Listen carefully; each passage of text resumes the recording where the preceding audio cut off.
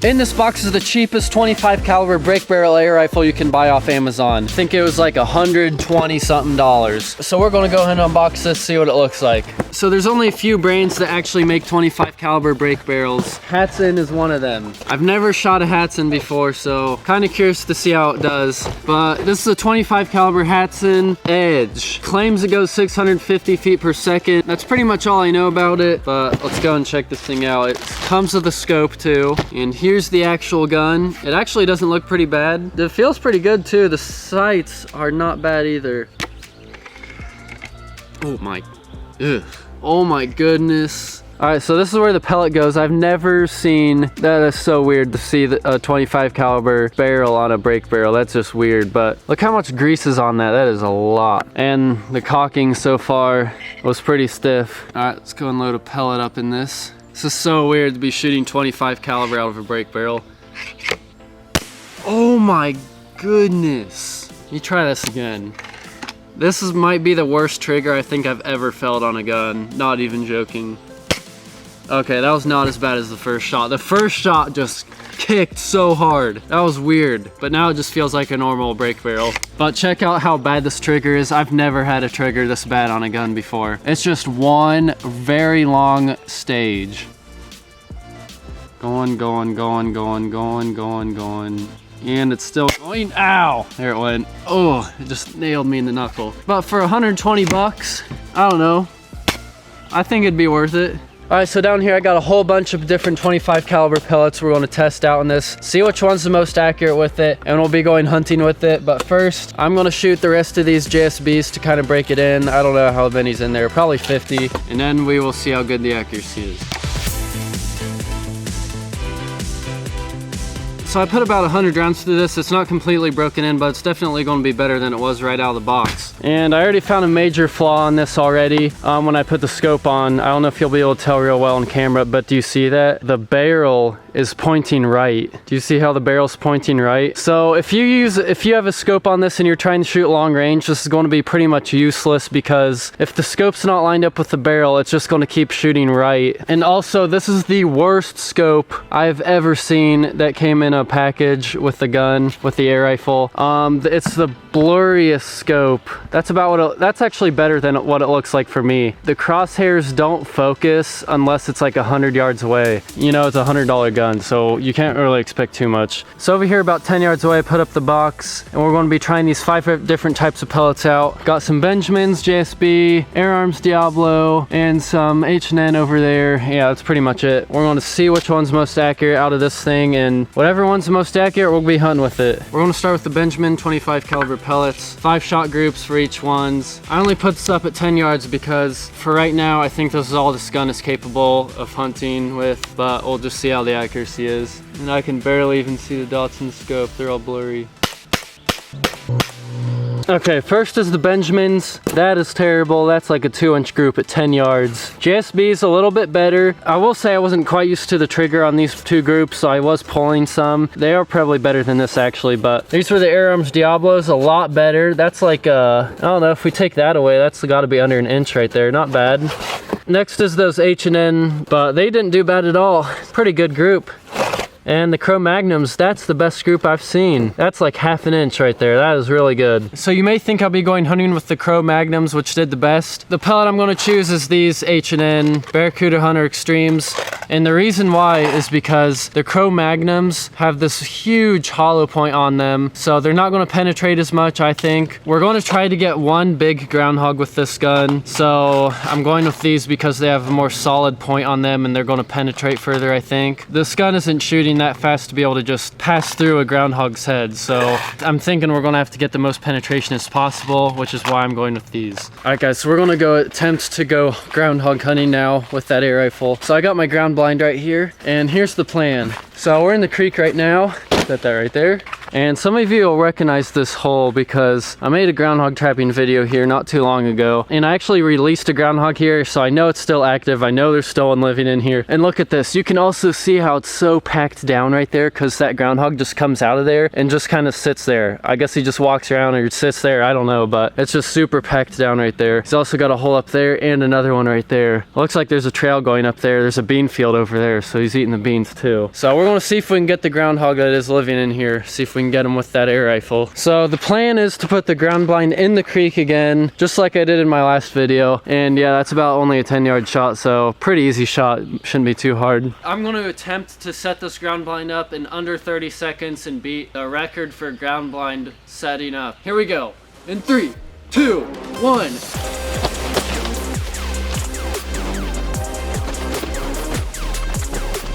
Boom. Set it up. I don't know if I beat it or not. All right, guys, we're gonna go ahead and get in the blind. Go through the window because the back of it's up against the bank. Jeez, it's dark in here. I'm gonna go ahead and get loaded with one of these pellets. I'm still not used to shooting these out of a break barrel. It just feels wrong, but got the pellet in there. So I got my gun tripod, so just rest it right there. And when the groundhog comes out, bang, got him. Usually when I do this, it takes like 3 hours for the groundhog to come out. Hopefully it won't take that long again, but it probably will. All right, the next thing you're gonna see is big camera with the groundhog coming out right now.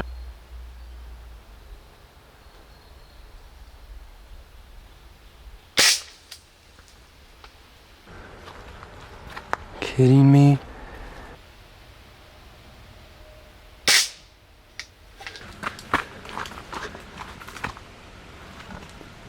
Gotta be kidding me, what the heck?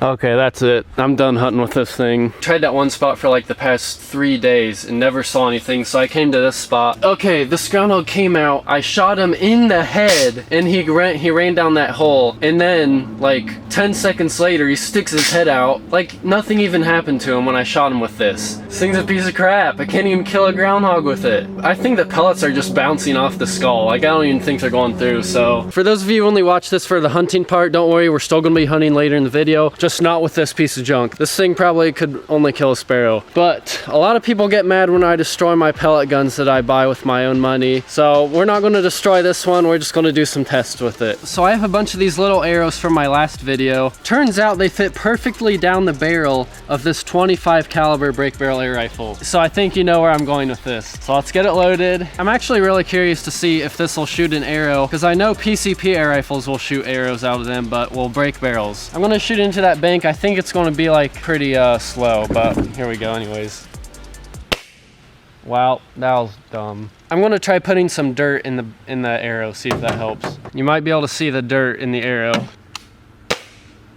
That was stupid.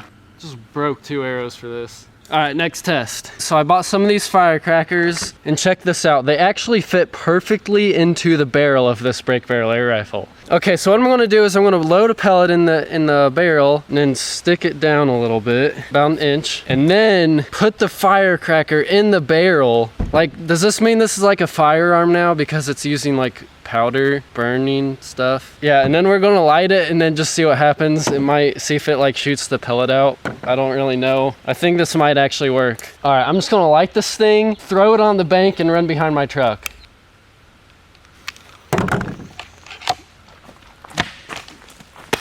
I don't know, it might have worked. It shot. Oh my goodness, there's no pellet in it. It actually worked. I cannot believe that actually worked. Okay, let's try this again. My goodness, I'm like shaking. This is so...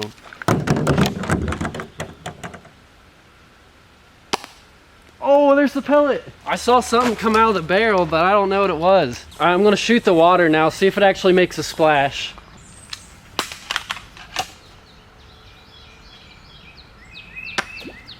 Really? Let's see if we can find this pellet. I think I found it. It's right there. Check it out, there's the pellet. You can see the rifling on it, that's pretty cool. Well guys, I didn't think this would actually break from doing that, but it did. Like, I tried shooting it and the pellet's stuck all the way down halfway in the barrel and it doesn't shoot. I think it must have damaged the seals in this thing. So, can't even get it out with my arrow, but yeah.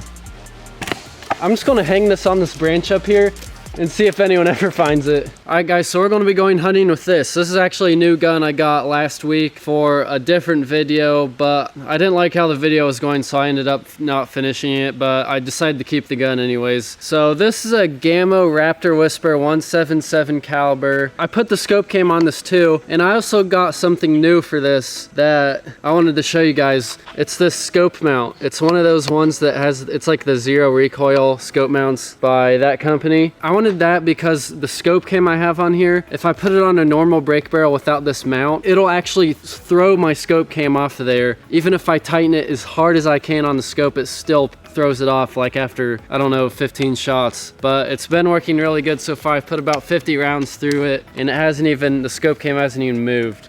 So I can finally start doing some scope cam videos through brake barrels. I'll go and pull the trigger, see if you guys can see this, how it works. It's kind of hard to see, but you can kind of see it do that. I bought it with my own money. I'm not sponsored or anything, but I thought I'd show you guys anyways. I don't think it's actually as accurate and precise as like your solid scope mounts, but I mean, if you're wanting to do scope cam footage through brake barrels, I think you like have to have this. Okay, let's go hunting with this now. It's actually kind of weird walking around with this because like every time I take a step, I can feel the scope like going up and down. It's kind of weird. I'm gonna have to get used to it. But we're back at the groundhog spot where I shot the groundhog with that 25 caliber, and I gave it a couple hours, and I put a trail camera right here. So we're gonna see if this groundhog is actually still alive. He could still be alive down there in the hole. I actually really hope we got footage of the same groundhog because I mean, I don't want to be wounding groundhogs and just like making them suffer down there. So let's go and check this trail camera out. Okay, there's me. Oh my goodness, no way. This might be the same groundhog. He looks perfectly fine. And I'm trying to see if there's a mark on his head or anywhere. I don't know if it's the same one. He's checking out the trail camera now. If that is the same one, I'm glad he's still alive and doing fine, but I mean, we're gonna shoot him now though. Okay, so you may be wondering, if that 25 caliber couldn't kill the groundhog, why would I use this little 177 to try and get one? Well, let me do some explaining. Okay, so in the air gun community, you'll hear a lot of people talking about the only thing that matters is foot-pounds of energy, which it does matter a lot. Foot-pounds of energy is how much the bullet smacks it when it hits the target. So that 25 caliber I was using earlier had more foot-pounds of energy than this little 177. I don't know how much more, but maybe like almost double. But that 25 caliber was also shooting much slower. It had more power to smack the groundhog, but it didn't have enough speed to go through the skull and kill the groundhog in the spot, which this does. A little 177 caliber pellet has plenty enough speed, and it's also a much smaller diameter, so it can go right through the skull into the brain and kill the groundhog instantly, which I've done it before plenty of times with the little 177. So sometimes a bigger caliber isn't always the best option for bigger game. But anyways, got my tripod right here. So the hole is only about probably like 6 or 7 yards away. Easy, super easy shot. So when this thing comes out, it's gonna be like, this is gonna be crazy. We'll get on the scope cam too. So this groundhog's been pretty active, so hopefully it'll come out here like any minute.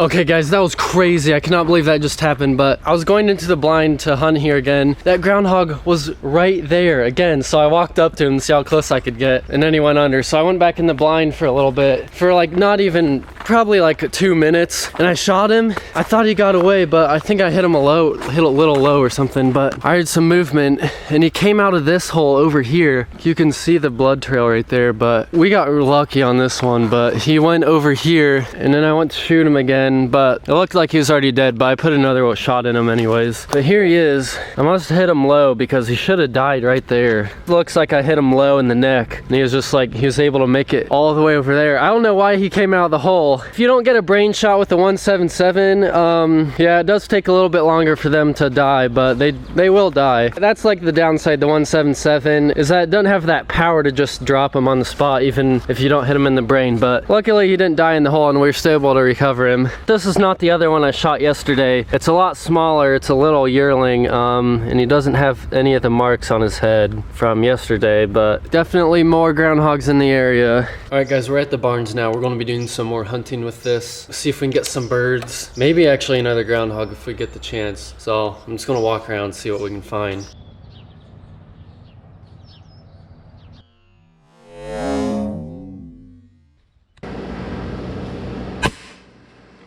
Oh, got that one. If you're wondering, I'm using these Gammo red fires. Let's go get the sparrow, see where I hit it. Guessing it was a headshot.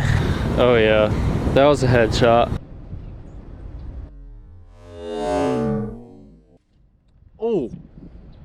Oh, I did get him. Yes, I got him. Still alive. Must not hit him good. There we go. Oh, it looks like I just grazed the top of his head. It was enough to bring him down though, but he was still alive, so I'd put a follow-up shot in him.